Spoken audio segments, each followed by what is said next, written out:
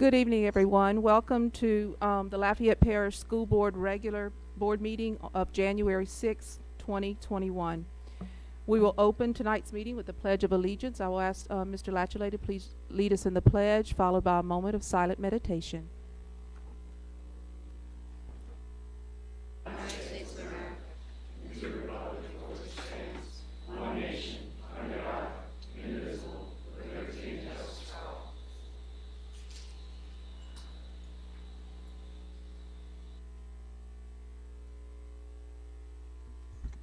Thank you.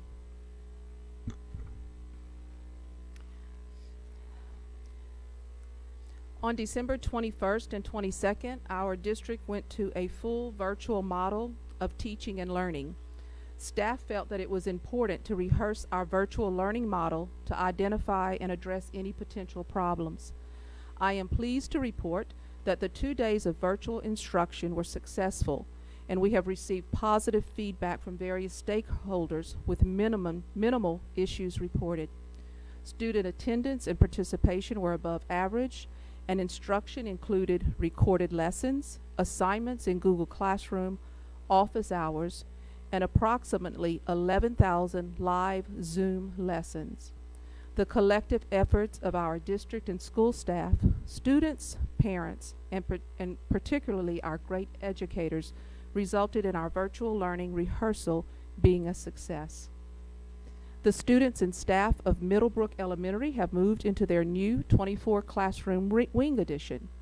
Out of the 9 original wing expansion projects the board began planning in 2016, only one school, Edgar Martin Middle School, is under construction and should be completed by December of this year. Our external audit has been completed, and the comprehensive annual financial report has been issued for fiscal year ending on 6/30/2020. I am pleased to state that the results of the audit are very positive, as there are no new audit findings from the previous year's audit. We had only one repeat audit finding, down from 4 findings in fiscal year 2019. The successful implementation by administration and staff in fiscal year 2020 of corrective action plans resulted in positive progress toward a full resolution. Recently, the district announced the 21-22 Principal of the Year for elementary, middle, and high schools. The following school leaders were selected. Our elementary school Principal of the Year is Ms. Ginger Richard, Principal of Green Tea Elementary School. Our middle school Principal of the Year, Ms. Jeannie Hebert, Principal of Acadiana Middle School. And our high school Principal of the Year is Ms. Renee White, Principal of Ove Como High School. This is a high honor for these recipients as well, and their well-deserved selection is based off of peer nominations. Congratulations and good luck to each of our Principal of the Year as they move on to state competition. 2 of our high school football teams are 2020 state football champions. The Acadiana Rams defeated Alexandria Senior High School 35-34, becoming the Class 5A state champions and winning back-to-back state championships. This is Acadiana's 8th championship game appearance and their 6th state title. The Carencro Bears defeated Edna Carr 35-19, becoming the Class 4A state champions. The Carencro Bears brought home the state championship title and trophy for the first time since 1992. Congratulations to both teams, their coaches, school staff, and school communities. Finally, January is School Board Member Recognition Month, and on behalf of the Lafayette Parish School System community, I would like to say thank you, board members, for your dedicated service to our school system. The work you do is vital to the success of our district. Thank you. This concludes my comments, and at this time I will open the floor for nominations for this year's school board president. Mr. Latchley. Mr. Superintendent, I'd like to nominate Ms. Mary Morrison to be board president for the 2021 year. Is there a second to this nomination? Mr. Angel?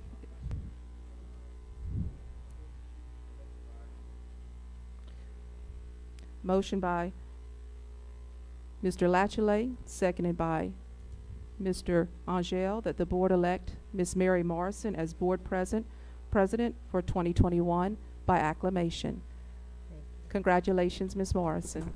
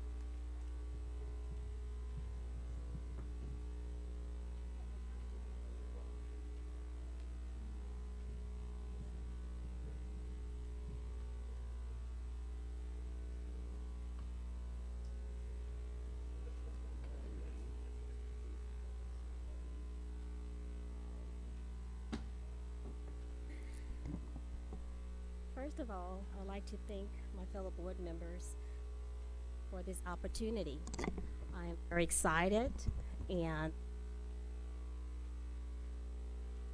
quite a long time together, and we've done a whole lot. Several of you, we served together 6 years now, and we have three other new board members, and we've done so much, and I know we're going to continue doing a great job working with our superintendent and our central office staff. They just work really, really well. So I'm excited about this opportunity. So thank you again.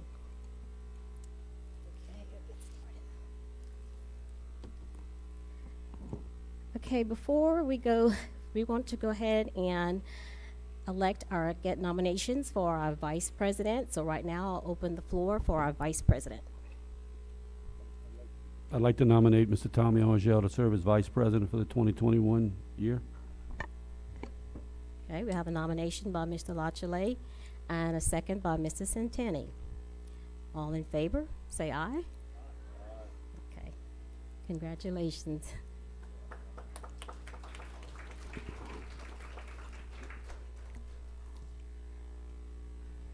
Ms. Morrison, if I may, I'd like at this time to present Mr. Latchley with a token of appreciation for his time served as our board president for 2020. Yes, ma'am. Thank you, Mr. Latchley, for your service.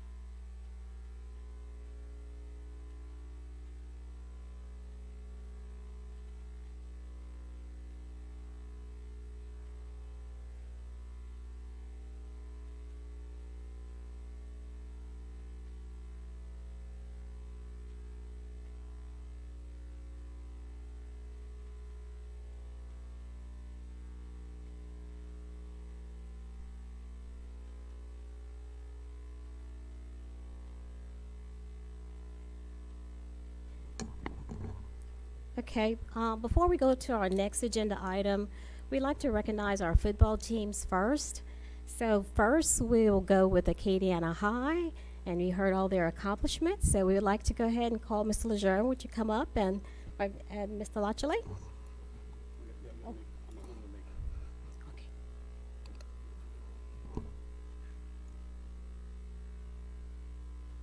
Hang on, let me get to the item.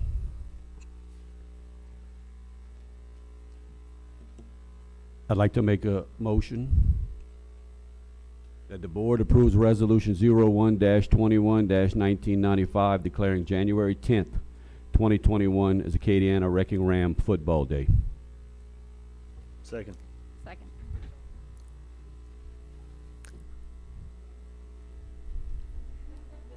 Mary, read which item you're taking up right now? Okay, let's see which one it is. 4.4. Okay, 4.4. There's another one. Okay, I'm sorry. Okay, 4.4, discussion and or action concerning resolution 0121-1995, Acadiana Wrecking Rams Football Day, Jeffers, Lachele, Morrison. And Carencro is, Yeah, we're good. I'm gonna go ahead and read the resolution. Resolution 01-21-1995. Whereas head coach Matt McCullough and assistant coaches Kyle Sealbo, Jordan Romero, Clay Corche, Kevin Bellard, Alonzo Williams, Ryan Tabb, Trace Sutton, Kent Gable, Ronald Gunner, Jimmy Hemsel, Cade Dawes, Drew Bergeron, George Harris, Justin Ligian, Mitchell Vadrine, and athletic trainer Brent Boudreau have contributed their time, effort, and knowledge and continue to be one of the most widely respected programs throughout the Acadiana area and state of Louisiana. And whereas the Acadiana Wrecking Rams played only one regular season game at home and traveled for the other 6 regular season games, including 3 games that were not originally scheduled as fill-ins due to hurricane and COVID-19 cancellations. The Wrecking Rams were a perfect 4-0 at Ted Davidson Field at Bill Dotson Stadium during the playoffs en route to winning the 2020 Class 5A state championship at Northwestern State University. And whereas the coaching staff taught the importance of teamwork, perseverance, self-discipline, determination, and integrity under the leadership of head coach Matt McCullough and his staff, who have gone 37-3 in the last 3 seasons with 3 district titles and 2 state titles. And whereas the team defeated Covington 44-7, East Ascension 42-14, Mandeville 21-0, Destrehan 23-0, and Alexandria 35-34 in the state championship game, while averaging 31.8 points and allowing only 11.2 points per game during their back-to-back championship run. And whereas the 2020 state champions victory continued a tremendous 16-year run for the Wrecking Ram football program that would see them appear in 8 state final games while winning 6 championships during this stretch, making them one of the most dominant programs in Louisiana over the past decade and a half. And whereas the Veer machine continued to impose its will on opposing defenses while rushing for 3,486 yards and scoring 381 points on the season for a 31.8 points per game average over 12 games in a shortened season. The Terrible Turks ravaged opposing offenses, allowing 11.2 points per game and only 168.3 yards per game, including shutout performances in both the quarterfinals and semifinals. And therefore, be it resolved, the Lafayette Parish School Board hereby expresses its congratulations and appreciation to the coaches and players of Acadiana High for their accomplishments. And be it finally resolved, the Lafayette Parish School Board declares January 10th, 2021 as Acadiana Wrecking Ram Football Day. all right.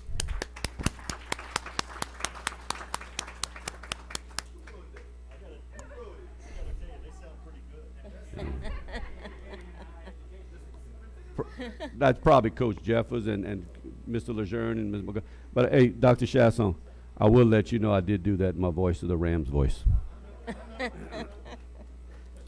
Especially superintendent gets most announcers will tell you the score was 24-0. I say nothing. Nothing. Now, do we vote before we let him talk? Yes. Want me to go get a vote for it? Any public public comments? Not hearing any. Yeah, call it Mr. Lejeune. And Ms. Lejeune, you come up and speak.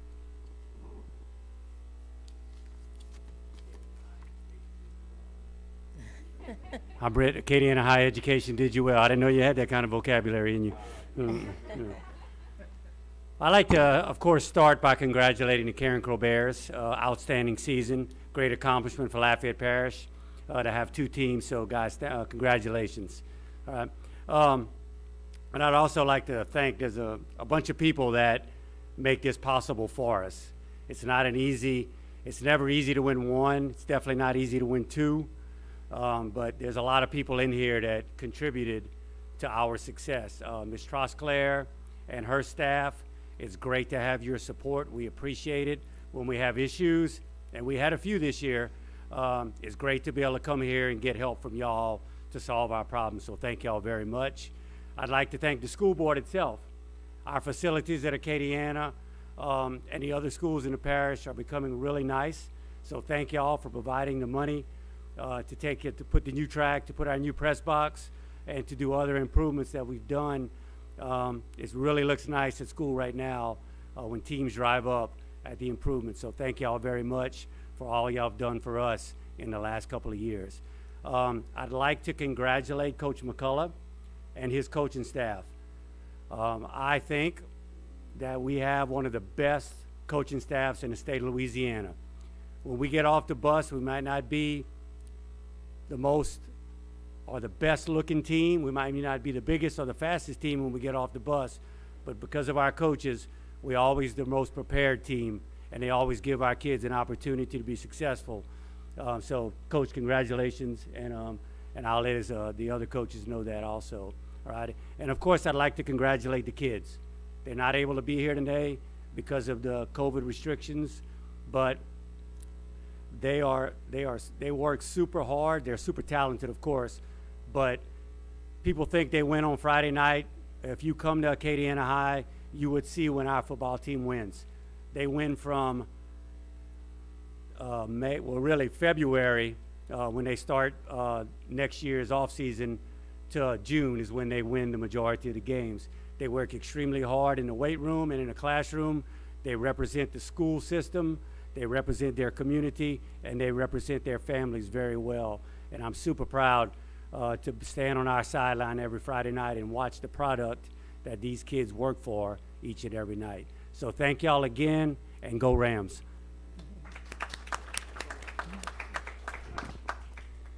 Okay, our next item is item. I'm going to kind of say the same thing Mr. Lejeune did. You know, this year probably was the most trying year of any year I've been associated with coaching, and without the help of Coach Jeffers, without the help of Mr. Lejeune, without the help of Ms. Trosclair and the school board, I don't think we could have got through it. You know, our kids are pretty tough, but I tell you what, from a coaching standpoint, there was a lot of different things that we had to deal with, and we got tremendous help from the school board, from Ms. Trosclair, from Coach Jeffers, and our administration. So, the reward was worth it, and we appreciate all that help, and we thank you for honoring our team and our coaching staff tonight. So thank y'all, and we appreciate it. Mr. Lachele? Thank you, Madam President. As y'all probably know, it's my pleasure and my privilege to represent Acadiana High. I believe in our Rams, and you accomplish these things. I'm always going to be an advocate or a believer that extracurricular activities can enhance education. Our football players are student athletes. They're students first at Acadiana. Don't sit back and think that it's a football factory. We're a very high B school. I think it starts with our administration and our principal. The attitude and what he brings to the school, the success he wants. Everyone at Acadiana is students first. Coach McCullough, who grew up in the system, his father was our baseball coach and a coach for 30-something years. He was our quarterback. This is his team. This team resembles Matt McCullough. It has his fight, his grit, and his drive, and it's a pleasure to be involved, not only as a board member, but they allow me on Friday nights to be the voice of the Rams. And there's only one, and it happens to be me, and that's a great privilege and a great honor. You make the community proud. You make everyone that ever went to Acadiana proud. We appreciate all y'all do. We know the year you had. It was worth it. Last Wednesday night, it was a tight one, 35-34, but I think that score, and if you watch it, it'll be on Cox Sunday at noon is the replay. If you watch it, you'll see where Acadiana never gave up. Acadiana kept fighting. And if I could, with Mr. Angel, I also want to congratulate Carencro because, you know, for 51 weeks of the year, I don't mind representing every school in Lafayette Parish, but there's 1 week of the year, it's just Acadiana. And Mr. Angel, that week is going to be week 1 of next football season when 2 state champions collide. I think at Bill Dotson. So if you don't mind, we could make a friendly wager of, and you know how I'm gonna say it. When the Rams win, we can eat in Scott, and if by chance Carencro happens to win, how about we have a meal in Carencro? Well, that's perfectly fine, sir. But remember that Carencro was a 4A, and we playing a 5A. You gonna give us some points? No, no. But I think it'll be fun. I'm going to invite everybody right now to go to that game because you're gonna see 2 powerhouses collide, and we've been colliding for years, and it's always a ball game, and there's no given or no definite who's going to win on any given Friday night. I mean, Carencro proved that about 5 years ago with a last-second pass right at the end of the game. So I'm expecting a good game, and it'll be a great thing to see 2 champions collide. Unfortunately, only one will come out on top, but I think both programs are winners in the end. But congratulations. We go ahead and vote. Yeah.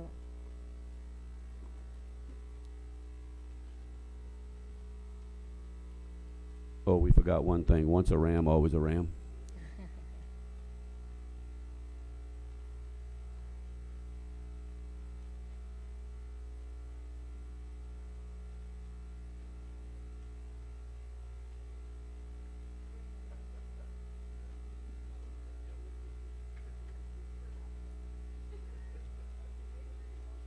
Okay.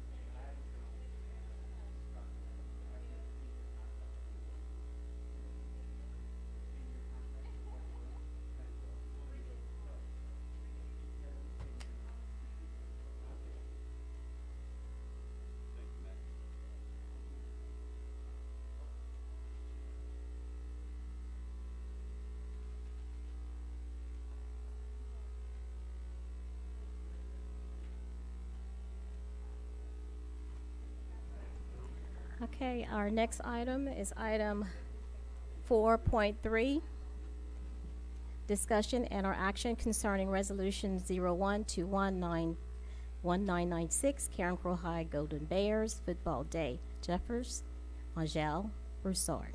I'd like to get a motion to approve. Mr. Angel, and seconded by Mr. Broussard. Okay, do we have any comments, public comments? Miss Mary Quardon, would you like to speak? Come up.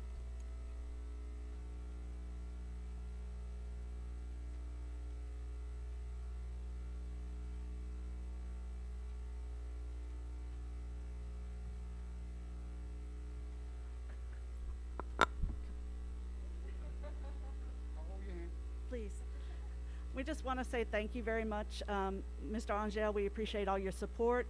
We love the new track. We like all the things that we're doing. I just want to say about these young men that they fight hard. They don't let adversity get in their way. And we're taking that as a whole school, and we're taking some of Coach's words, and we're going to chop wood at the grades and the test scores, and we just really appreciate all the support. I too would like to thank y'all. It's been a wonderful year. I'm very blessed to have some wonderful young men to coach, high character, some great coaches to work with, great administration, and y'all. We couldn't do it without y'all, and I truly appreciate that. We're not as dignified as they are yet, but we're going to try to catch up with them. Thank y'all very much.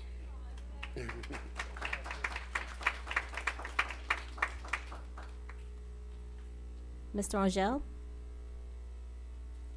Yes, if I could read the resolution 1-21-1996. I don't understand why this resolution isn't 1/21/2021, but it's 96.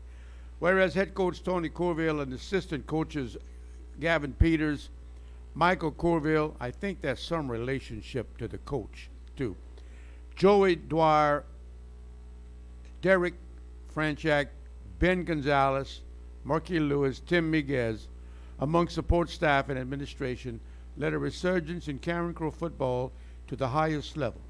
And whereas the 2020 Carencro Golden Bears etched their names eternally as state champions, claiming their spot as one, if not the best team to compete in the conference in the open-air Crow Dome, finishing the season at 12-1 in the best team Class 4A, while joining the 1992 team as the only other team to do so in school history and making the program's 4th overall appearance in the championship game, 1992, 1996, 2011, as well as, of course, as this year, 2020.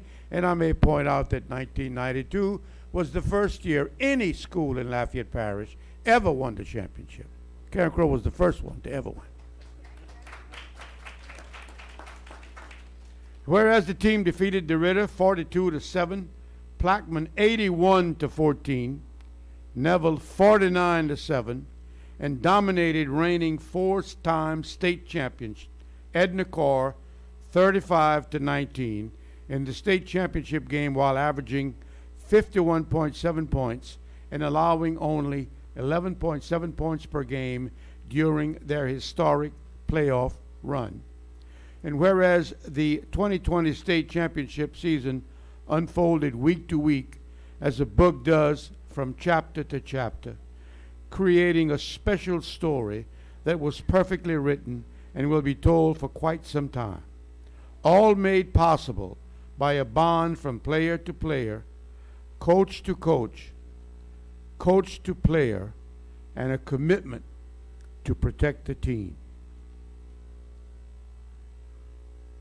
And whereas the Golden Bears set a record of 81 points in a single game, scoring 498 points on the season for a 41.5 point per game average, and established a relentless rushing attack, amassing 3,632 yards, while the stifling defense wreaked havoc on opposing offenses, allowing only 13.1 points per game, including a week one shutout of West Monroe, solidifying the belief that a special season was possible while the foundation and process to success had been laid out long before the first game.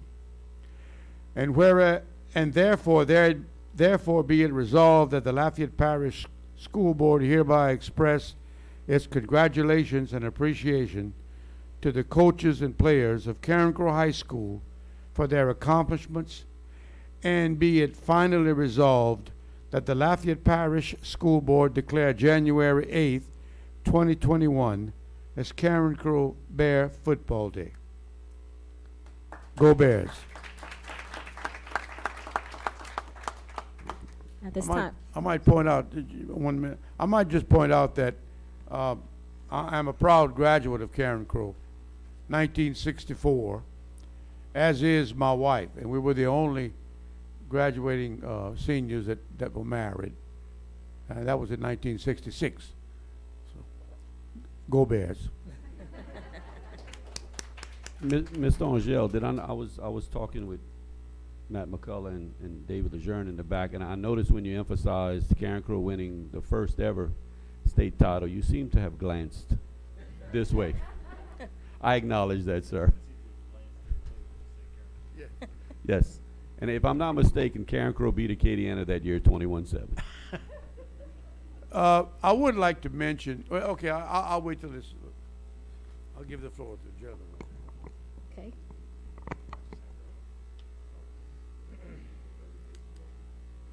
Okay, we want to do the presentation? The vote? Do the vote? Okay, we'll go ahead and entertain a vote at this time. Oh, Mr. Bruce? Before you entertain a vote, I would like to point out that all my kids graduated from Acadiana High, but I'm one of the representatives from Carencro High.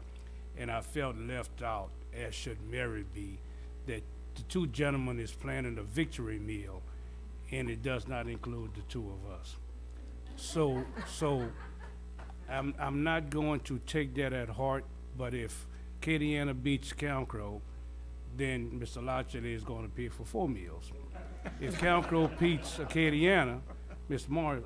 Angel is going to pay for 4 meals. So either way, Ms. Morrison will win. I like that. You know For what? not noticing us as co-authors of that resolution. Exactly, Thank you. exactly. I will apologize for that. And you know what? I guess I'll be buying 4 meals week 1. Okay, we'll go take a And vote. can I request in the future, Ms. President, that we have Nick Jeffers write our press releases for a lot of things moving forward, because I have to say those were beautifully written and wonderful tales and recapturing. So we appreciate the way that you were able to lay out the season for us. Thank you. Thank you, Ms. LeBlue. Are you ready to take the vote at this time? Mr. Angel, you want? After. Okay, we'll call for the vote.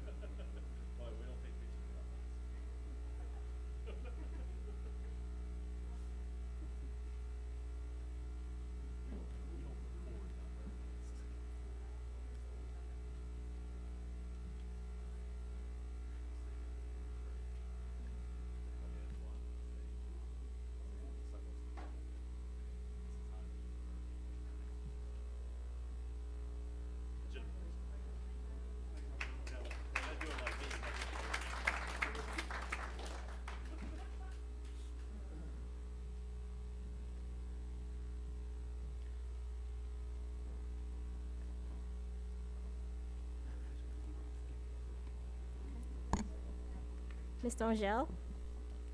I wanted to take a minute. You know, we enjoy kidding each other, all of us, about our high schools. We're very close and proud of our high schools. I want to make mention tonight of Lafayette High School. Lafayette High School didn't win very many games in the last couple of 3 years, but they did very, very well this year. As I appreciate it, they actually went to the playoffs this year after having and won and coming from a couple of seasons that were not so successful. So I just want to congratulate Lafayette High School for the hard work and all the coaches and the principal and all the work that they did to do what they did and performed how they as well as they did in this past season. So, congratulations also to Lafayette High School. Also, with that said, I just want to recognize LCA and STM. They were champions as well. So just wanted to recognize them because they're in our area as well. So thank you. Okay, so our next item, 2.1, discussion and or action concerning pending litigation in the matter of Sherlyn Harris versus Lafayette Parish School Board, American Alternative Insurance Company, and Cleophas Zeno, docket number 2019-4218, Division D, 15th Judicial Court, Parish of Lafayette. I'd like to entertain a motion, go into executive session. Madam President, I move that the board enter into executive session to discuss pending litigation in the matter of Sherlyn Harris versus the Lafayette Parish School Board, American Alternative Insurance Company, and Cleophas Zeno, docket number 2019-4218, Division D, 15th JDC, Parish of Lafayette.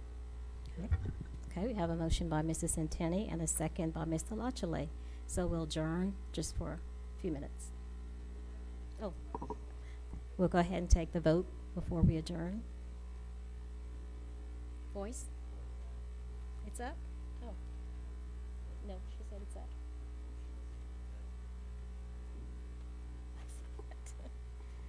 Okay, we'll go into section.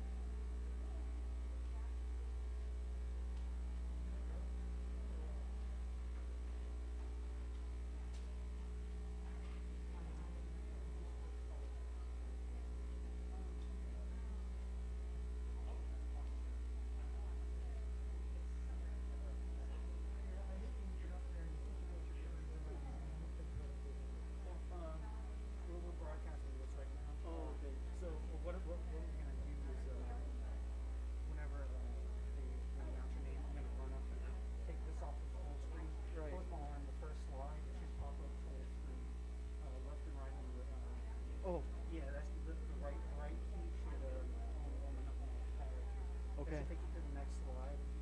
This right here. Yeah, and when you get to the last one, you'll finish your speech. Yeah, that's done, and I'll come back up here. That's all you gotta do. And you'll give me my device. My thumb drive. Let's do that right here. Is it gonna operate without the?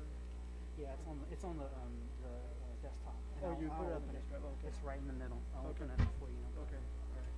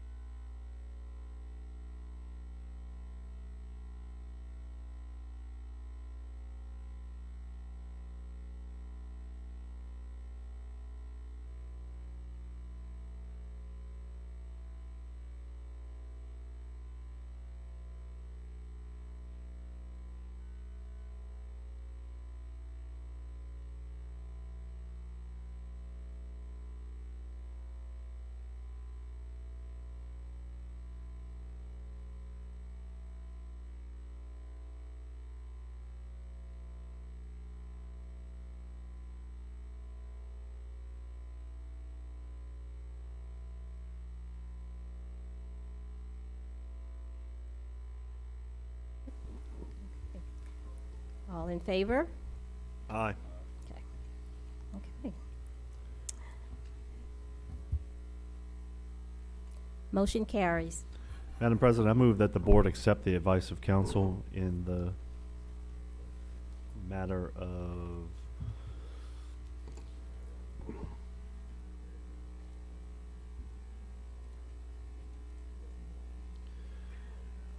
Charlene Harris versus Lafayette Parish School Board, American Alternative Insurance Company, and Cleo Thurzino. Okay, have a motion by Mrs. Santani and a second by Mr. Lachele. Any public comment? Any board comment? At this time, I'll call for the vote.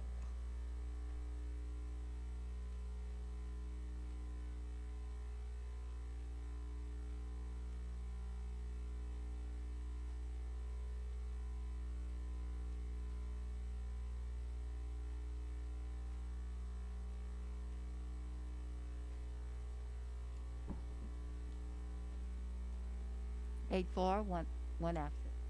Okay, motion's approved. Now we'll move over to our information items. Item 3.1, academics, LPS, ACE, adverse childhood experience, Touchette and Rabelais. Thank you, President Morrison.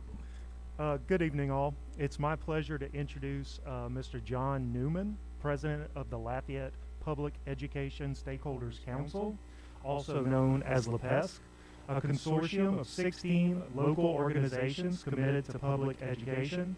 He is joined today with Dr. Paula Zena, a professor and director of research at the Picard Center, and Gemma Cedillo from LPAE to discuss some of the adverse childhood experiences our children may face and some ongoing initiatives to combat this trauma. Mr. Newman?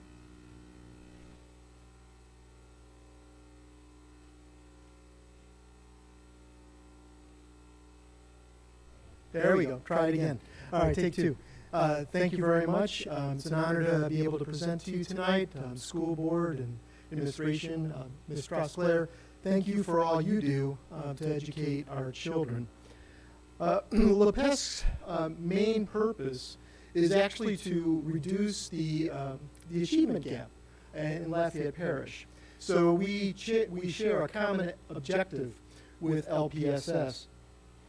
Well, what exactly is the achievement gap? When we're talking about the achievement gap, what are we talking about? If we look at this slide, we can see school performance of fourth graders nationally on standardized math tests.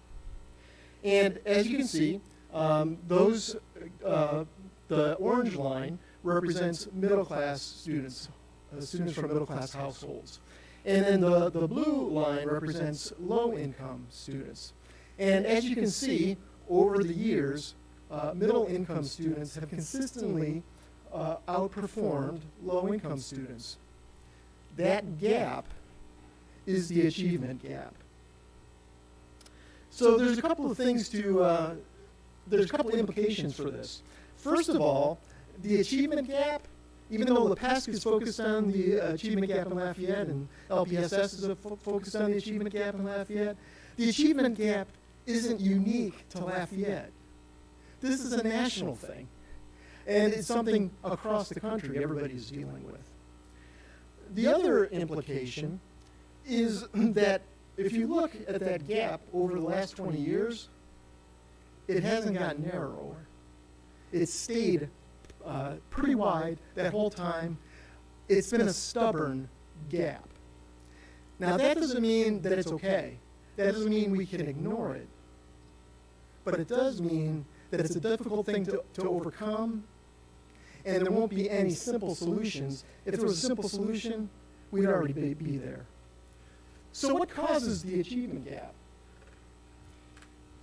Well, the very implication that there's a correlation between income and school performance on standardized tests tell you that there are some out-of-school factors that impinge on children's performance in school.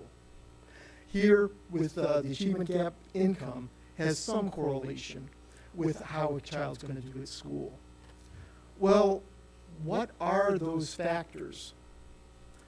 Well, there's a growing body of research over the last 25 years that indicates one of those factors, a big factor. There's many factors, and like I said, this is complicated. But one of those factors is an issue called toxic stress in children. And this toxic stress has got a name. It's called Adverse Childhood Experiences, or ACEs for short. And what ACEs do is they impact a child's behavior.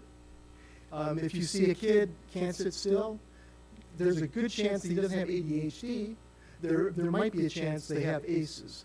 It impacts behavior, it impacts brain development, hence academic achievement, and later in life, it actually impacts health. LPSB believes that by proper mitigation, we can actually help these kids not only succeed in school, but thrive in all of life. And LPSB has adopted a policy paper on ACEs. I've left that with you. It explains a little bit more about ACEs and what some possible remedies are. But I'm here tonight primarily to give accolades and praise for what the administration has already done in dealing with this issue. I know that Superintendent Trosclair and Mr. Touchette have helped us to set up a trauma team that is looking at policies and best practices and working with precious kids who are dealing with toxic stress and don't know how to handle that. So great accolades to what you're already doing, and from what I'm hearing from teachers, they're utilizing this and it's already making an impact. But as I conclude, I want to say that LPSB is a community organization of organizations. And we believe that ACEs is not a public school problem. It's a community issue. And the LPSB organizations, we want to do all we can to help these children and help their families. And we want to help and partner with you in any way we can, and you deem is advisable to help you to assist these precious children to succeed in school and to reach their full potential. Thank you. Thank you, John. I'm Paula Zena with the P-Card Center and the College of Nursing at UL Lafayette. And I'm honored to be here to speak with you. This is my first time ever at a school board meeting, so this is kind of interesting experience for me, and I appreciate being here. So the idea that children experience adversity is not new news. We all know this, right? And so the question is, why are we so concerned about this now? And so I need to go down. Okay. As John mentioned, the idea about how adversity affects us as human beings got a tremendous momentum through this study that was done by the CDC and Kaiser Permanente Health out in California more than 20 years ago. So it's an old study, but the momentum that it has caused has been tremendous, and it's come to Louisiana and it's come here. Basically what they did was they asked 17,000 adults, these are 19-year-olds to 90-something-year-olds, about a whole variety of adverse experiences in childhood. And then they wanted to relate those experiences to later adult health. Now, bear with me for a second. My background is nursing and psychology, so education is, although it's familiar, it's not my usual institution. But they were interested in the health consequences. And they found that, now this is San Diego, this is not poor Louisiana, this is not minority people, these are basically well-educated people who had decent health insurance and all that sort of stuff. And what they found was that when they looked at the numbers of the kinds of adversities that people experienced during childhood, meaning before age 18, they found that, if you look on your slide here, that there were sort of these general categories of what they called adversity or adverse childhood experiences. They fell into three categories. One was abuse, physical abuse, emotional abuse, and sexual abuse. Neglect, physical and emotional neglect, and then something they called household dysfunction, and that included growing up in a household where the parents got divorced or separated, growing up in a household where one of the caregivers had a mental illness like depression or something, growing up in a household where someone had been incarcerated, and or growing up in a household where someone was a substance abuser, including alcoholism, or growing up and witnessing household violence, especially violence towards the mother. So those were what sort of the 10 categories that they defined. And what they found was that only about a third of those people in San Diego 20 years ago had not experienced any of these things. So these things were common. These are things that all of us in this room, many of us anyway, have probably experienced. What was important was that the more of those adversities a child experienced growing up, the more likely they were to have a whole variety of social and health risk behaviors as adults. As a psychologist and as a nurse, the idea of adversity in childhood wasn't surprising, but the fact that it could affect health things like heart disease, like diabetes, like asthma, like juvenile arthritis, like you name it, was associated with an increasing number of adversities. And so if you look at what John was mentioning, we haven't moved the dial very much in the education gap. Louisiana's had a hard time moving the dial and improving our health outcomes in general for the state. We're always 49th and 50th. And I think we're always low in education in general as well. We had a really hard time moving the dial. I believe that if we could look at how do we get in earlier, we might be able to move the dial more effectively, because adverse childhood experiences are related to some of our top causes of death: premature death, cardiovascular disease, sexually transmitted infections, premature deaths, and so forth. And so the idea of chronic stressors, and by that, and John talked about toxic stress, and by that what we really mean is accumulation of stressors or adversities where there's unremitting relief. We all experience stress, but if there's nobody there to help us through, to buffer us through, to protect us, then that's what constitutes toxic stress. And we know now from lots and lots and lots and lots of research that this toxic stress, these experiences get under our skin biologically. They affect the developing brain even prenatally. They affect the body's stress response system. They develop even some underlying genetics. So this is a huge undertaking, right? And the underlying neurobiological impacts of toxic stress are what are associated with these short and long-term behavioral health and learning effects of ACEs. So why should you guys be concerned about this? Why should this be an issue for you? I want to just give a few examples of, there's a gigantic literature on this, but a few examples of the kinds of things that even you don't have to wait until you're 50 or 60 to have the adverse experiences show up in your health and your well-being. There are studies that show children as young as 18 to 72 months who experience 3 or more of these ACEs are more likely to have chronic medical conditions or behavioral or developmental problems or socialization problems that, of course, lay the groundwork for their later capabilities. 5-year-olds, our kindergartners, struggle with literacy and math skills and attention and social problems and more aggression.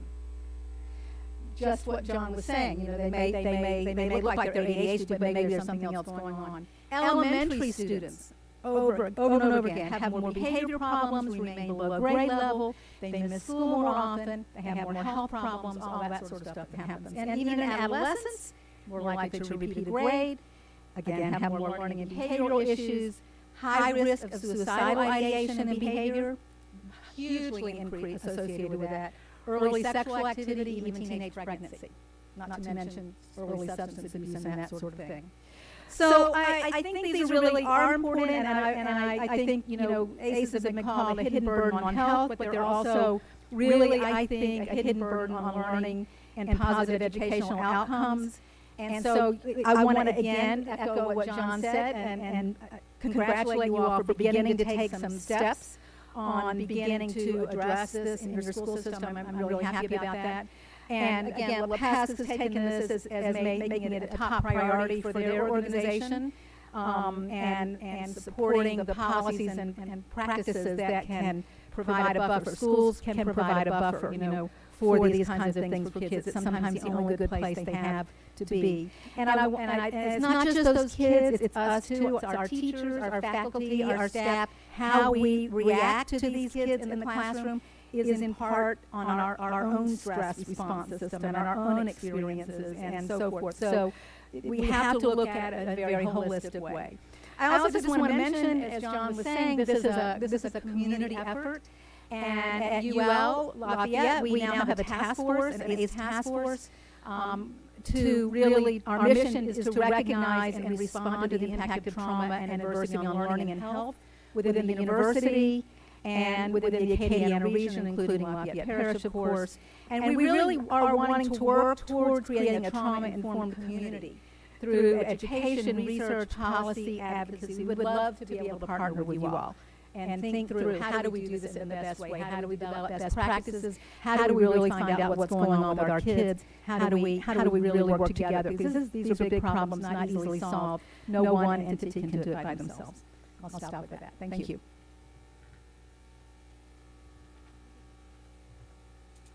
Hi, I am Jim Mastillo, and I'm here speaking on behalf of Lafayette Parish Association of Educators. And we highly support the trauma-informed instruction. You've heard Mr. John and Dr. Zeno, they talked about what ACEs are and how they affect. So we wanted to come on and speak a little bit about what it looks like from kind of a teacher's perspective inside the classroom. So during my college years, I had several classes on classroom management. However, there wasn't a great deal of time spent on how to address students' social and emotional needs, especially when it came to dealing with adverse childhood experiences. This year, our Lafayette Parish school system has initiated a trust-based relational intervention, TBRI, into our professional development. And so throughout this year, I've actually had the opportunity to put TBRI into practice. So to give you a couple of examples, one day there was a verbal altercation that occurred in the hall that threatened to turn into a physical altercation between two students.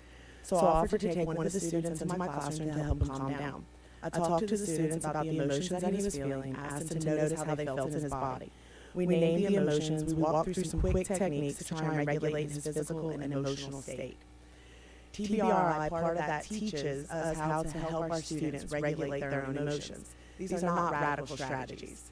I had him uncurl his tightly balled fist and stretch his fingers as far apart as he could. We did some presses on the desk and circle breathing. Within a few moments, the student had calmed down, and he was able to return to class and resume learning. Oftentimes in class, we have students that are frustrated. And through the TBR training, we have learned that the students exhibit signs of anxiety and frustration. And learning how to recognize these signs have given us the ability to intervene and support the student before it becomes an issue or causes the student to completely shut down, which stops the learning from occurring. Creating relationships with my students by having meaningful conversations and taking time to help them understand that it is okay for them to feel the way they do has helped tremendously. Learning how to pick and choose my battles in the classroom and recognizing that students are little humans and they're allowed to have a bad day or a bad moment. It has helped me be a better teacher. Learning how to separate myself and not become offended or take personally the words or actions of my students has helped me to be able to maintain my calm in a stressful or uncomfortable situation. Understanding that students are angry or frustrated or scared, and they may be acting out as a result of those feelings, and it has nothing to do with me personally, has been one of the biggest takeaways of TBRI. Taking the time to develop these relationships and develop the trust of my students has created a safe place for learning to occur. Another example of how TBRI has helped was just this morning we had a little boy that didn't want to get out of the car and the car ride online. So he gets out of the car and he's going on and on about how much he hates being at school. Now before TBRI, I would have wasted my breath telling him how wonderful school is and how great it is to be here. You don't really feel that way. But today I stepped back and I let him know that I heard him. I told him I understand that sometimes we just want to stay home and play with our toys and spend time with our family. I know that school is not always a fun place to be, and that sometimes following directions or doing schoolwork is not always our favorite thing. And then I just kind of stepped back and told him to take a few moments and allow himself to feel those feelings of frustration. Take some deep breaths. And whenever you're ready, walk to class. I told him sometimes we have to do things that we don't want to do anyway. And it's okay to not be happy about having to do them. But we still have to do them anyway. So after about 6 minutes, he stood up and followed me to where he was supposed to go. He wasn't even one of my kids. He's just a student I see every morning when I'm doing car rider duty. And I have taken it upon myself to develop a relationship with him because I see how he has those signs of anxiety when he gets out of the car every morning. So I know his name, and because of that, I was able to support him and help him to regulate his own behavior. So through the TBRI, we're learning how to be more flexible because it's necessary for us to be flexible in our classroom, and it's needed for the success of all our students. So I'd like to take this time to thank Superintendent Trostler and Mr. Touchette and all the other members of the board for your leadership on this important issue. Our teachers are hungry for more of these changes. There's no greater joy that you can experience as a teacher than when you help a child along the path to not only becoming academically successful, but also to becoming the best person they can possibly be. So thank you for your time in considering this. Thank you. Thank you for that information. Okay, so we're going to move to our next information item, academics, LPSS Trauma Informed Initiative. Mrs. Touchette, Dr. Robley, Ms. Aguirre, and Ms. Hartley.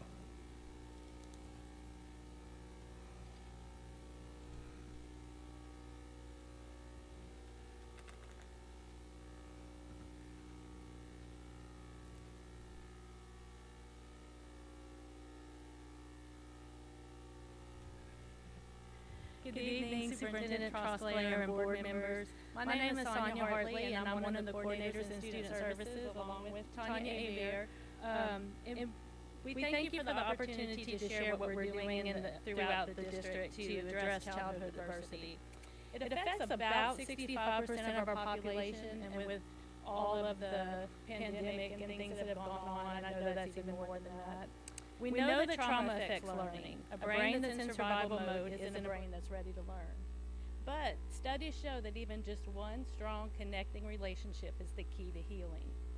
Tanya and I work with the counselors across the district, and as counselors, we're counselors at heart, our main goal is to remove barriers to student success. We began in the fall of 2019 by actually Dr. Zena came and trained all of our counselors on ACEs, on adverse childhood experiences. We followed up with several in-services around the topic of trauma. When 2020 hit and all the trauma, the pandemic, and everything that followed, we knew we had to do something more to support our teachers and our students. We felt that becoming more trauma-informed as a district was part of the answer. From that, a team developed to work with us on this effort. It's made up of two counselors, Layla Touchette and Alicia Boani, a social worker, Natalie Duff, our federal programs manager, Nicholas Thomas, a teacher at Carencro Heights, Shannon Crumlish, and a member of our transportation staff, Vicki Jacquette, and Associate Superintendent, Mr. Touchette. It's our hope to create a trauma-sensitive district that promotes resilience in staff and students. Studies show that school systems, as they become more trauma-sensitive, discipline rates go down and achievement rises. From what I understand, Lafayette Parish is one of the first districts in Louisiana to train all administrators, counselors, social workers, transportation and special education departments, bus drivers, cafeteria managers, all about adverse childhood experiences.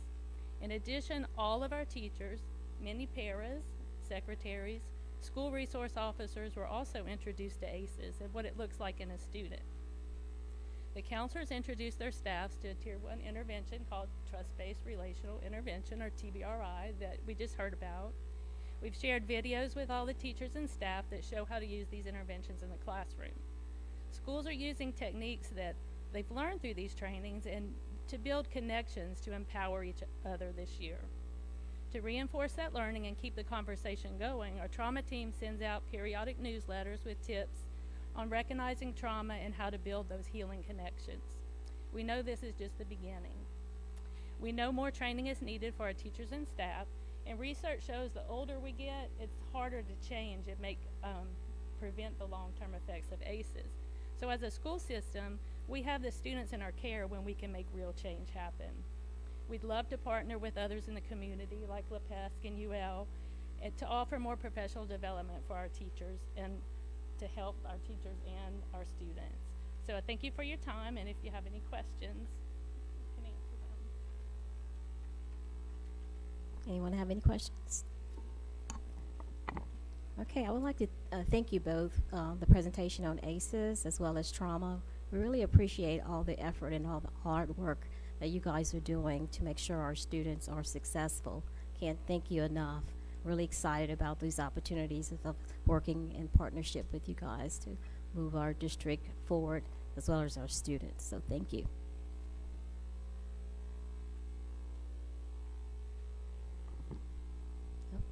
Okay, so we'll move on to our next information item. Item 3.3, personnel changes for January. Ms. Gardner and Mr. Bouton.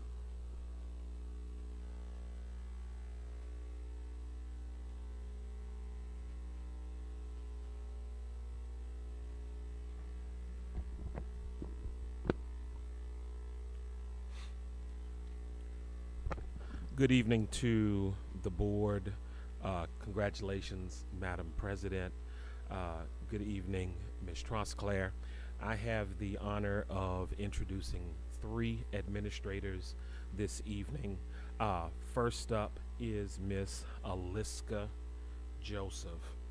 Ms. Joseph holds a bachelor's degree in kinesiology from the University of Louisiana at Lafayette, with a certification in health and physical education and adapted physical education in grades K through 12. She holds a master's of educational leadership from the University of Louisiana at Lafayette. She has served in various teaching positions throughout her career. Chattinger Elementary School, she was a teacher and physical education department chairperson. At Vidrine Elementary School, she was a health and physical education department chairperson. At J.H. Williams, she was the dean of students, a health and physical education teacher for grades 6 through 8, the head girls track coach, and at Paul Bro, she served as the dean of students. She will be the new assistant principal at Paul Bro. And Ms. Joseph is looking forward to continuing to dedicate herself to the highest standards of teaching and learning with the Lafayette Parish school system and exceeding all expectations for the position of assistant principal at Paul Bro. Ms. Joseph.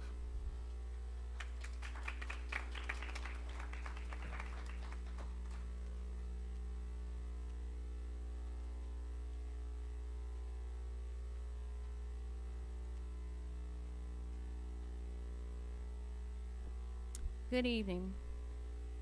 It is the late Arthur Ashe that once said, "Start where you are, use the resources you have, and do what you can."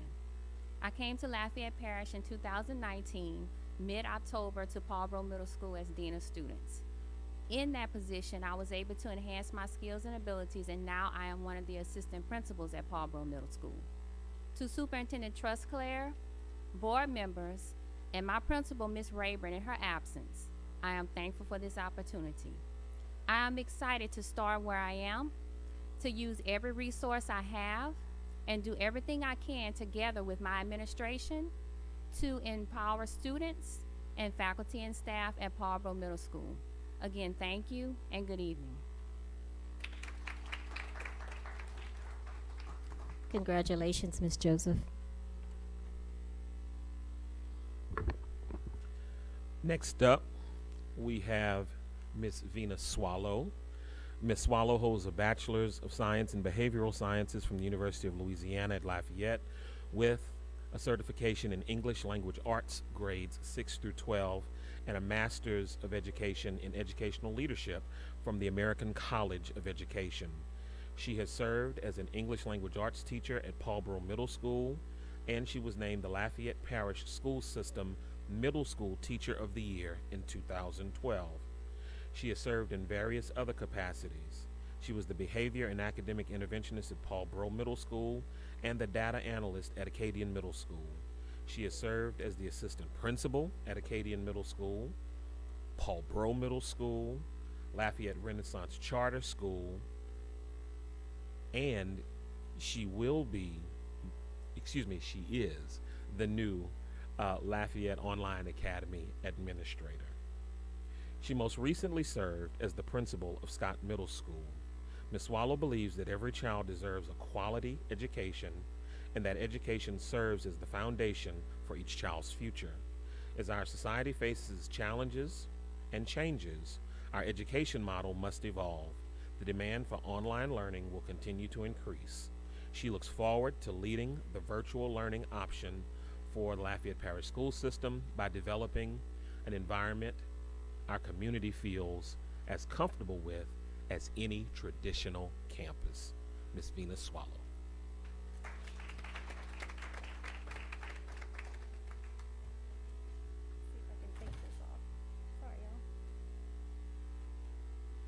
Okay, good evening, Ms. Trosclair, members of the board. Thank you for having me here this evening.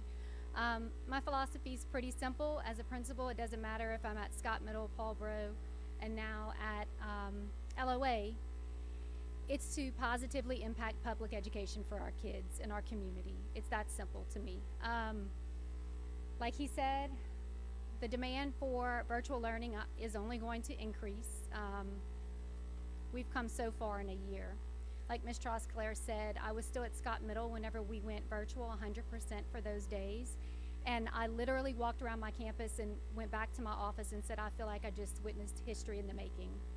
Opening classroom doors and seeing our students at Scott Middle live with teachers using Zoom.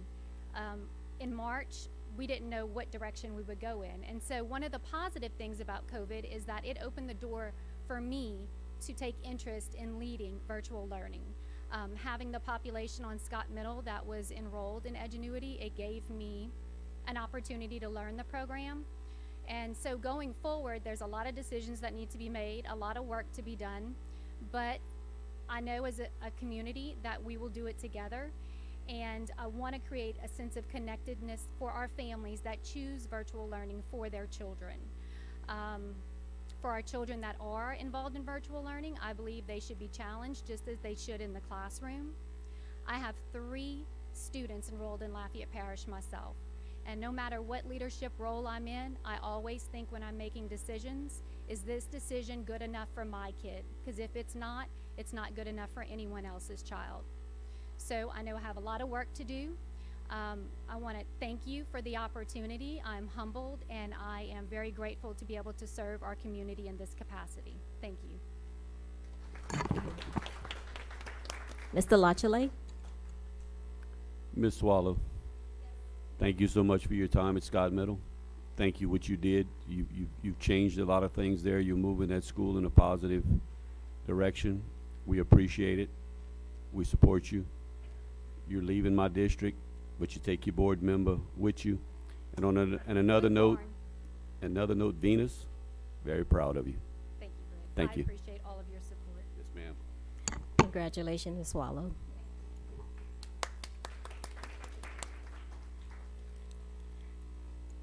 Okay, we'll move on to item 3.4. I have one more. Oh, sorry.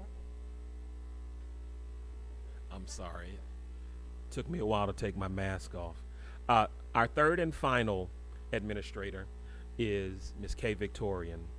Ms. Victorian holds a Bachelor of Arts in Elementary Education with a certification in 1 through 8, Library Science, and Pre-K through 3rd grade from the University of Louisiana at Lafayette. She holds a Master's of Education in Educational Leadership from Louisiana State University at Shreveport, Louisiana, and she completed the Louisiana Department of Education Lafayette Parish School System cohort of the National Institute of School Leadership Principal Fellowship Program. Ms. Victorian has served as a teacher at South Street Elementary, the librarian at Opelousas Senior High School, the assistant principal at Opelousas Junior High School, the principal of Questwell Elementary School, the principal of Green Tea Linden Elementary School, the Lafayette Parish School System Library Science Specialist, a Lafayette Parish Gear Up Program Supervisor, and most recently, the Vice Principal of Carencro Middle School. Ms. Victorian believes that the nurturing environment she provides will infuse rigor and relevance into the projects at hand, while increasing performance, promoting self-confidence, and fostering a desire to achieve without regard for social, economic, or racial background for all of her students at Scott Middle School. Ms. K. Victorian, the new principal of Scott Middle School.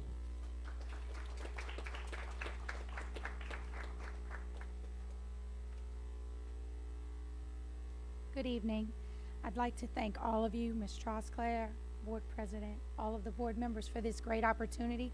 I'd also like to thank Ms. Vina Swallow because she has left Scott Middle School in such wonderful shape. I look forward to working with everyone there and all of you to further the educational opportunities at Scott Middle. This district, this board has done so much for our students, and I see us going in nothing but a positive direction.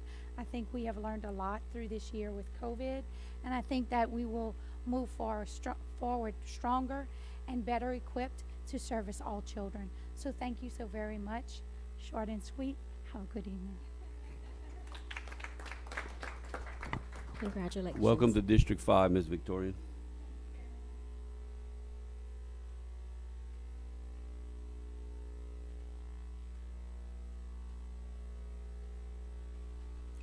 Next item, 3.4, facilities, monthly facilities updates. Mr. Borderlaw.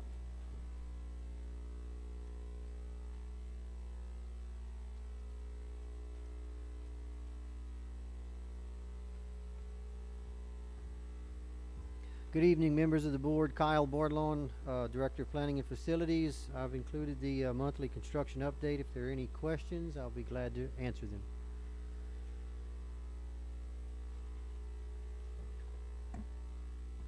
Mr. Lachele. I think the only question I have, Kyle, it's not. I see the progression of the Scott Middle cafeteria, which I don't think will be opened this year. I think we'll be eating lunch in there at the start of next year. It's the field house at Acadiana High. Our window is closing by the day. Do you have any idea of when we're going to really get started on that process? Mr. Lachele, we're in the process of putting together the architect selection process. Okay. So I'm not sure when we're bringing that to the board.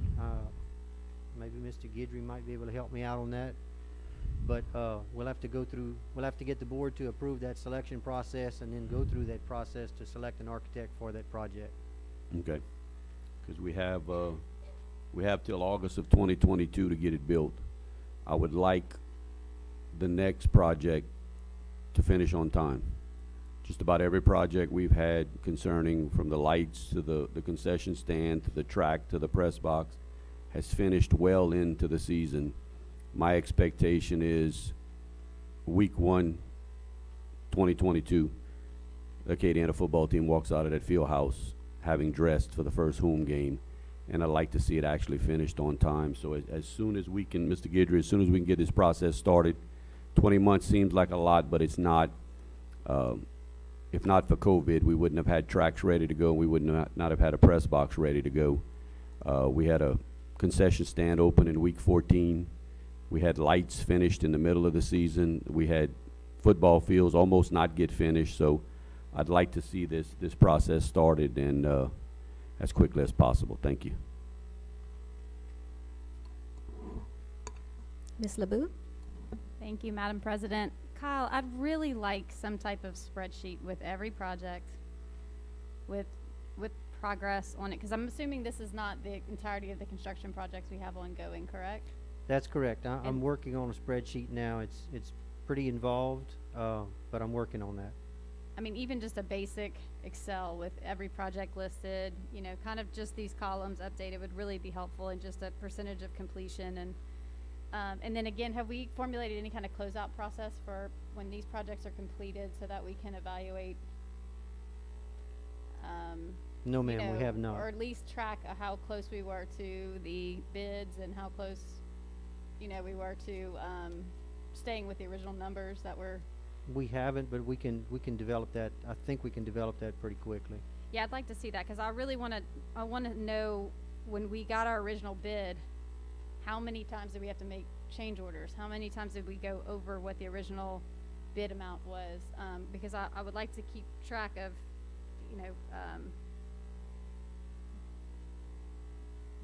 just to get an idea of where we were in our original bid and how many times that we had to revise that bid. So, or make amendments there too. So yeah, if we could just get a spreadsheet, it would just help us track where we are in progress and different things. Thank you.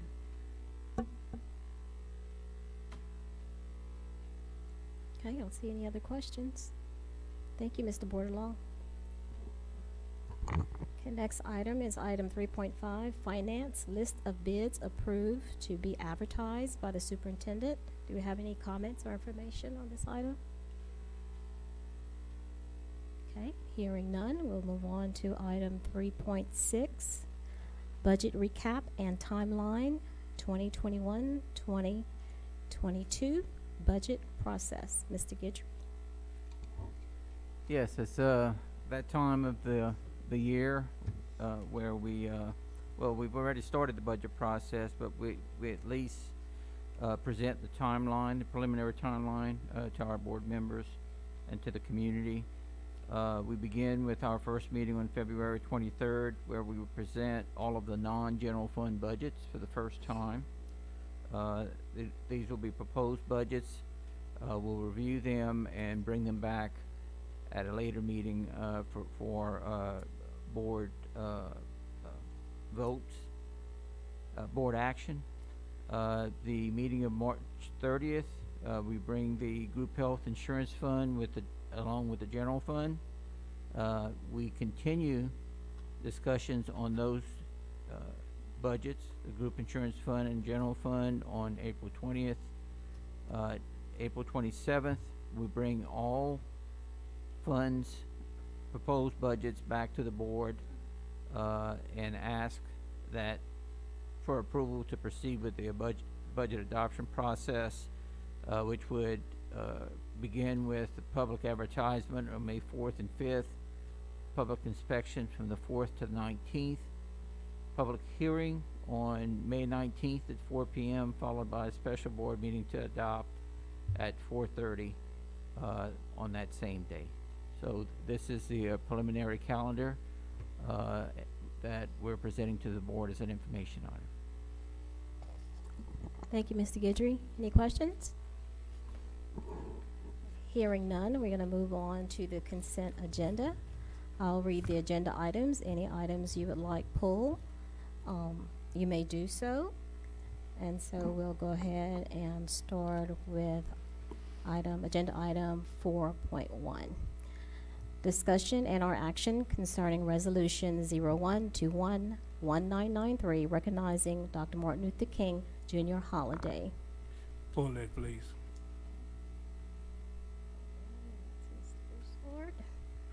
Okay, item 4.2, discussion and or action concerning approval of budget revision to self-funded construction fund for Como High School fencing project. Okay. 4.3, academics, discussion and or action concerning resolution 0121-1996. Sorry, we've done that already. So moving down to 4.5. Okay. Administration, discussion and or action concerning resolution 0121-1994, school board member recognition month. Okay.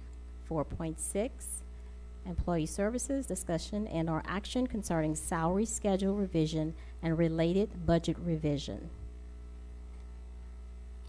Okay.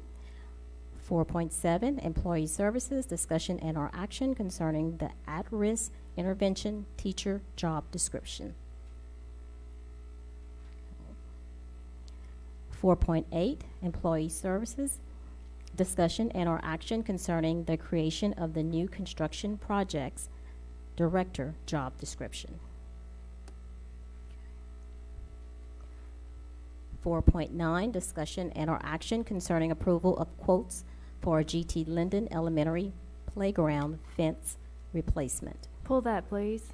Okay. 4.9, and that is, okay, Miss Kate.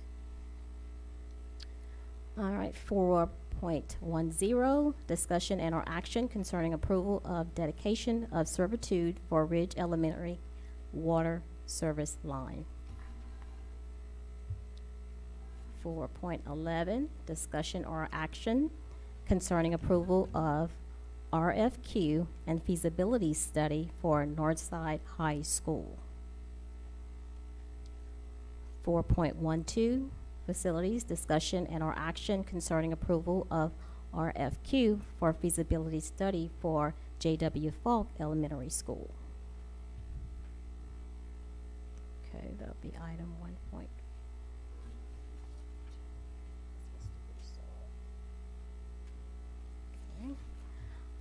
4.13, discussion or action concerning approval of budget revision to general fund and capital improvement fund for HVAC maintenance contracts. Item 4.14, discussion and or action concerning the sales tax collection report for November 2020. 4.15, discussion or action concerning the grant fund summary for December 2020. 4.16, discussion or action concerning budget to actual report for December 2020. 4.17, discussion or action concerning approval of bid award graphing calculators for Gear Up bid 28-21. 4.18, discussion or action concerning the 2020-2021 second quarter budget revision for applicable funds. 4.19, discussion and or action concerning policy DJE purchasing. 4.20, risk management, discussion or action concerning policy FDFAB, sports injury management and concussions. Item 4.21, risk management, discussion and or action concerning policy JDC, student health services. 4.22, risk management, discussion and or action concerning policy JGCE, child abuse. 4.23, risk management, discussion and or action concerning policy GBDA, employment of retirement personnel. 4.24, risk management, discussion and or action concerning policy EFD, data protection and recovery. 4.25, risk management, discussion and or action concerning policy JBH, attendance reports for student drivers. Item 4.26, discussion or action concerning policy CBD, appointment of superintendent. Item 4.27, risk management, discussion and or action concerning policy DJED, bids and quotations. 4.28, discussion and or action concerning the minutes of December 2nd, 2020. I'd like to entertain a motion to approve all items not pulled. Madam President, I move that we approve all items not pulled. Okay, I have a motion by Mr. Santani. Can I get a second? I'll second. And I have a second by Ms. Mason. Any comments from the public? Any comments from our board members? I'll call for the vote.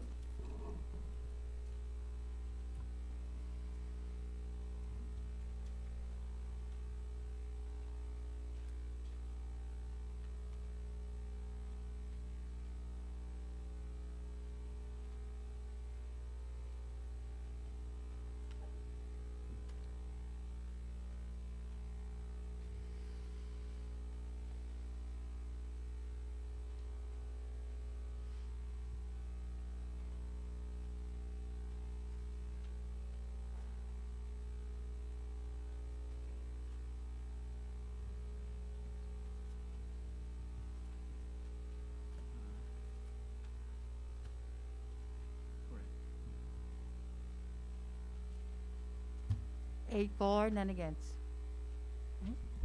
Motion approved. So we'll move on to the items that were pulled. First item is item 4.1, discussion and or action concerning resolution 01211993, recognizing Dr. Martin Luther King Jr. holiday. Mr. Broussard. Madam President, motion to approve and to read. Second. Okay, we have a motion by Mr. Broussard and a second by Mr. Centeni. Any comments from the public?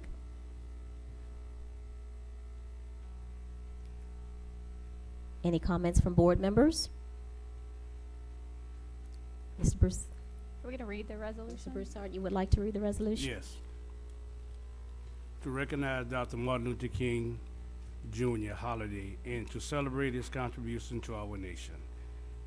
Whereas contribution of Dr. Martin Luther King Jr. have had a significant impact on the civil rights movement of the United States.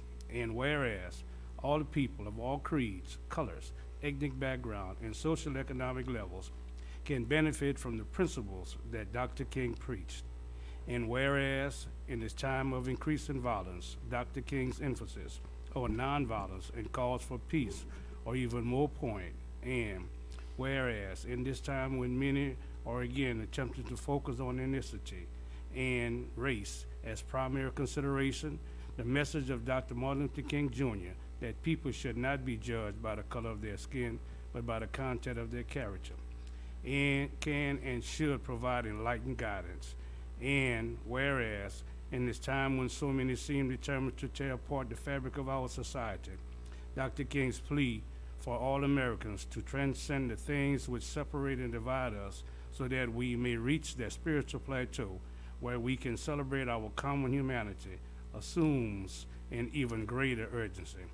And whereas in this time when so many choose to criticize and belittle this country, Dr. King's reference to America and the magnificent words of the Constitution and the Declaration of Independence as positive ideas devoutly to be embraced and good ideas enthusiastically to be pursued can and should provide a refreshing insight into the wonder and glory of our nation. Now therefore be it resolved that the Lafayette Parish School Board does hereby support January 18, 2021, the national holiday honoring Dr. Martin Luther King Jr. and directs our administration and teachers to remember this famous American through appropriate classroom and school activities which focus upon his dream in unity and brotherhood of all Americans, certified by the Secretary of Treasury of Lafayette on this day, this Armor Trust Class. Thank you, Mr. Broussard. Do you have any? Yes, if I may use mic privilege and say congratulations on the presidency. When it's reading this, when I first got it through there, I'm reminded, or I ask myself, how far have we moved the needle over the 50 plus years?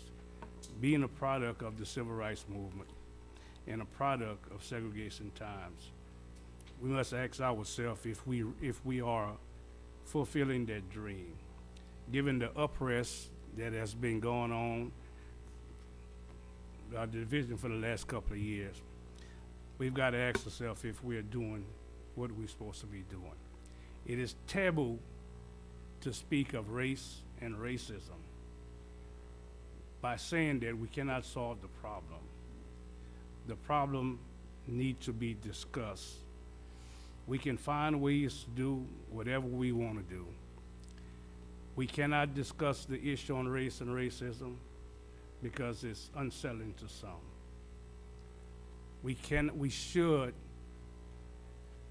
After this reading of tonight, then we are going to go into the 28 days of I Had a Dream speech and the famous bus ride.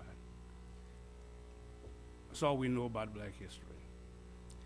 I would ask this administration to be a first. Start doing the research to teach a Black history program in our schools.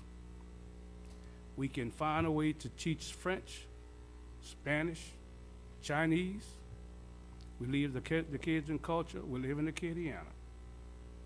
Know nothing about black history. I'm sorry for going out on a ramp like this, but it's black history needs to be taught in our schools. Research shows that if black history is taught, if any history of any color is taught, there's a 7% chance that you go to college, 70% greater.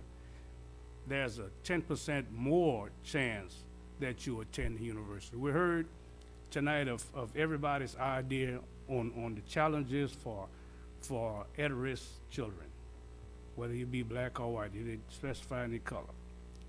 We are not doing justice to my children and all 30-some thousand, because history is important in everybody's walk of life. So let's put aside that we cannot do this because it's not credible. It wasn't credible to teach French. It wasn't credible to teach Spanish. It wasn't credible to teach Chinese. Find a way. And I'm going to stay on that subject until we find a way. Thank you, Madam President. You're welcome. Any other comments? Okay. All right, so we're going to go ahead and vote on this motion at this time.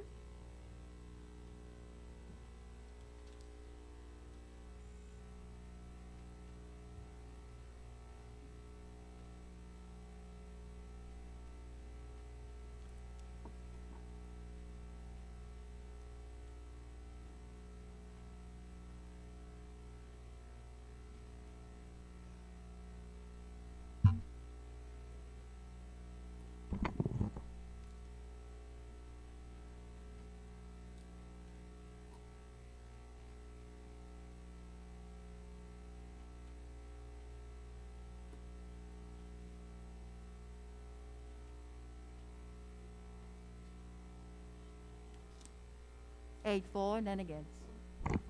Motion passed. So we'll move on to our next item pulled, which is item 4.9, discussion and or action concerning approval of quotes for GT Linden Elementary playground fence replacement. Ms. Mason? I want to make a motion to defer this item. We have a motion to defer from Ms. Mason and second from Mr. Broussard. Any comments from the public? Any comments from the board? Dr. Chaston? Yes, ma'am. I'd be remiss if I didn't point out to everyone that whenever it comes to this item, I know we're deferring it. I'm glad we're deferring it, but in addition to deferring, I'm going to remind everyone every single chance I get that for this particular item, well, before I give the reminder, let me ask 2 or 3 quick questions. I know we're deferring, but it has to do with the actual item being deferred anyway. How much land was donated for this? Just really quickly.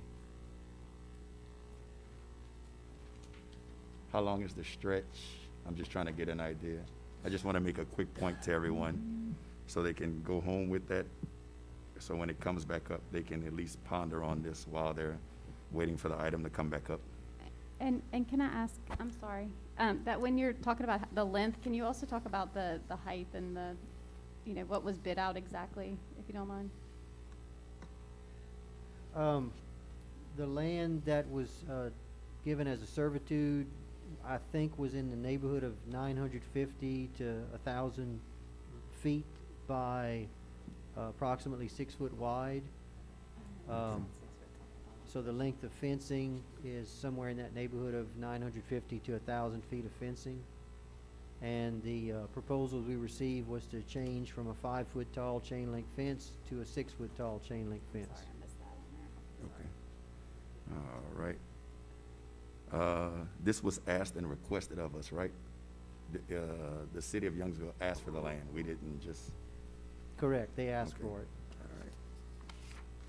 So as we're deferring it, guys, I just want everyone to keep in mind that we were specifically asked and the land was requested of us.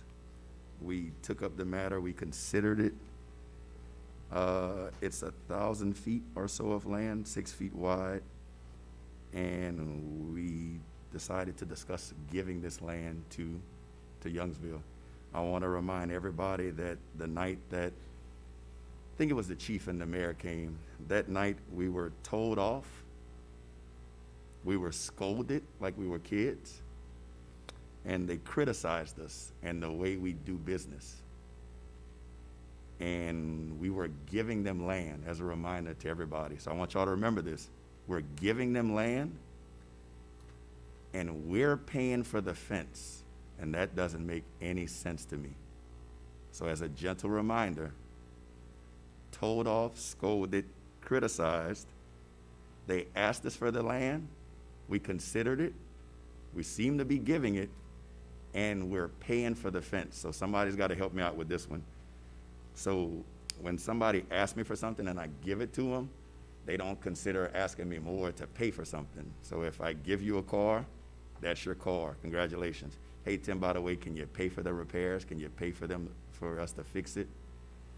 And I thought $10,000 at the time. First, I didn't want to give the land. But $10,000 at the time was very, very, very low. And the notion that we're giving something and paying for the fence doesn't make any sense to me. And I want to use another word, but I'm not going to use it. It just doesn't make any sense to me. So thank you for the time of speaking on this matter. I'm going to repeat the exact same thing whenever it comes up. To give land and we are paying for the fence makes no sense. Thank you, Madam President. Okay, any other comments? All right, we'll go ahead and vote on the motion on the floor.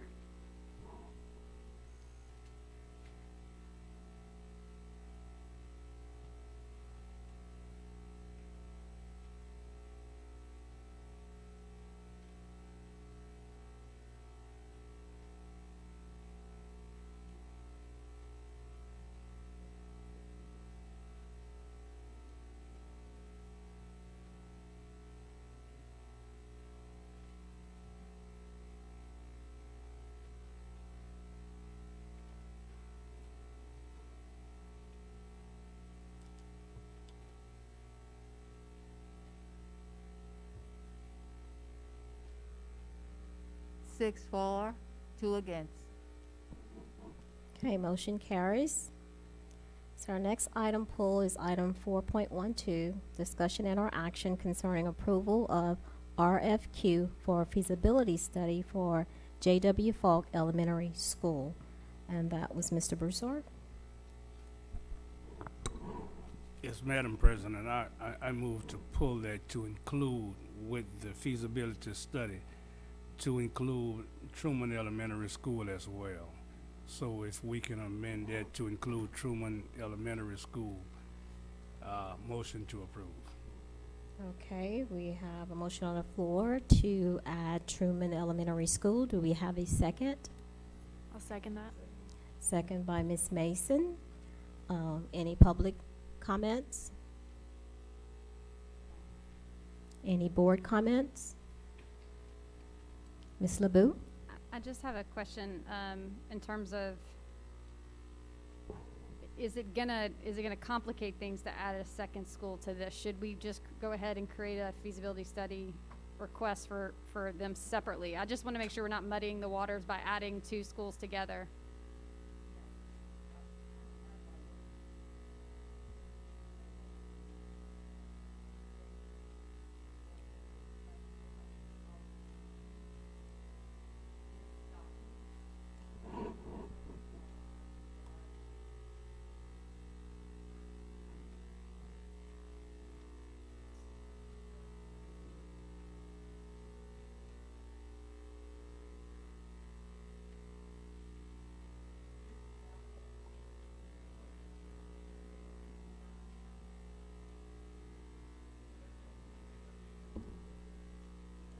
Mr. Santani?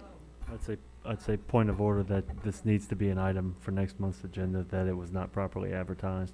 Mr. Broussard, I believe that what you're looking to do is duplicate this document and substitute J.W. Falk for Truman, right? Or Truman for J.W. Falk, Yes. right? Yeah. That would be my suggestion, is that we Yeah, just then I- handle it next month. Then if that's the case, I would withdraw my motion and actually be placed on next month's agenda.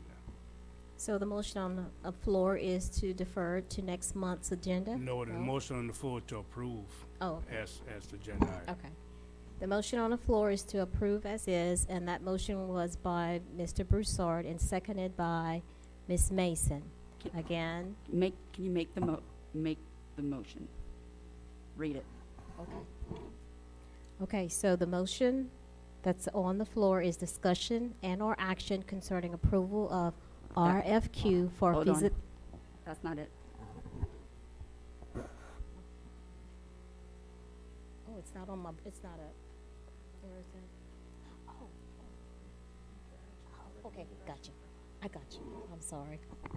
Okay, the recommended action is that the board approves Resolution 0121-1996 declaring January 8, no?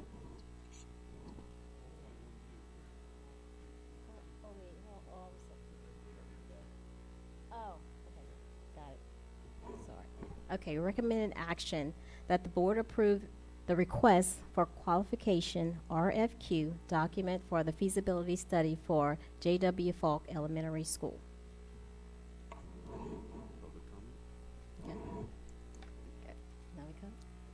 Okay. We need a Any second. comments from the public? Any comments from the board? One clarification or one question. Okay, Ms. Just- LeBeau? You're saying this one was properly advertised, but if we added Truman, it would not have been okay, I just want to make sure this one was properly advertised. Okay, thank you. Okay. Dr. Chasson? When would it come back, Kyle? February? So we'll have the results of the RFQ, but not the actual feasibility study. No, J.W. Falk. Yeah. I can't. It's okay. It would probably be March at best. March. Possibly even April, because just the advertising period. Okay, And right. then the evaluation, so Then it evaluation. may be. So we'll like get the April. results of the RFQ, but we won't get the feasibility study until when, you guys think? Just curious. 6 months? Oh, the study itself? The study itself. Mr. Bordelon? 3 to 4 months? Yeah. Okay, thank you, guys. Okay, any other comments? Mr. Broussard? Some years ago, Dr. Shashon, Dr. Aguilar, that study was done for the schools. Do we have any records of, we were supposed to build a J.W. Falk someplace else, we're supposed to build a Truman someplace else? Mr. Bordelon, do we have any of those records from the recommendation we had for just a question? I mean, you know, we went through all of this before. And I think every school that was above the age of X amount of years, we had some study with it. Truman, J.W. Falk was 2 of them that I remembered. Are you referring to the master plan study that was done by Yes. CSRS? Yes. Okay, I don't remember exactly which schools it could have been. There were 7 schools that CSRS recommended for replacement. 7 of our existing schools. I don't remember exactly which schools they were, but there were 7 recommended for replacement. But that's where they stopped. Based on the facility condition index of those schools, and based on input from the board as to the value of the school versus the cost of replacement, or the cost of renovations versus the cost of replacing the school, the board made a decision to set it at a certain percentage, and any school that had a percentage of facility condition index above a certain percentage was recommended for replacement. So that's how that came about. But as far as locations or anything beyond that, the study didn't go any further.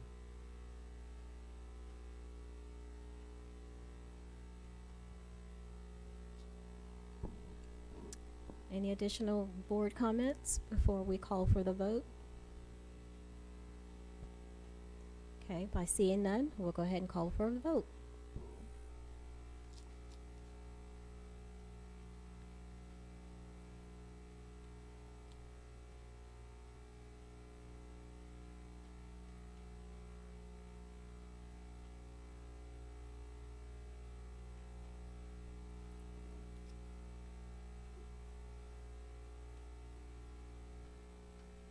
Eight for, none against.